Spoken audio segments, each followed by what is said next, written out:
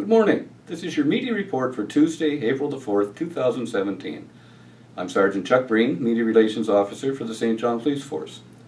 During the last 24 hours, St. John Police have responded to 139 calls for service.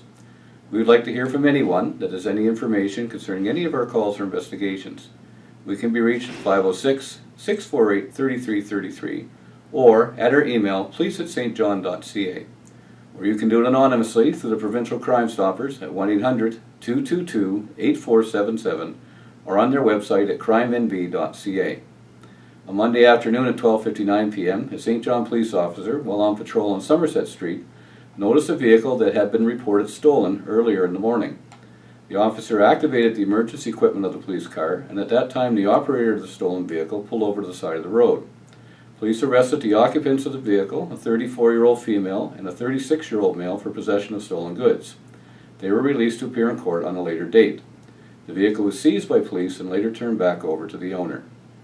On Monday evening at 7:05 p.m., members of the St. John Police Force Uniform Patrol, as well as members of the Integrated Street Crime Unit, which consists of members of the St. John Police Force, Kennebecasis Valley Regional Police, and the RCMP, conducted a vehicle stop on Westmoreland Road. The vehicle was searched and a quantity of crack cocaine, as well as $2,700 in cash, was seized. Also found in the vehicle was a can of bear spray.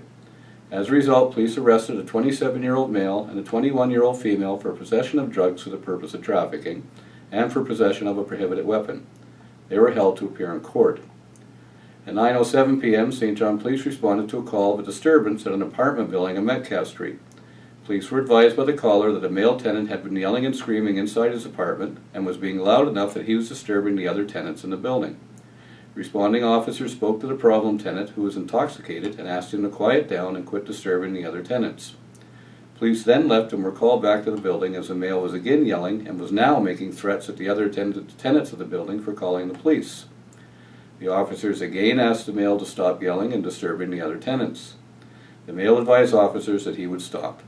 The officers then left the building, and as they were walking back to the police vehicle, they could hear the male again yelling and threatening the other tenants of the building. At that time, the officers returned to the male's apartment and arrested the 49-year-old male for a breach of the peace. He was transported to the St. John Police Station, where he was lodged in cells.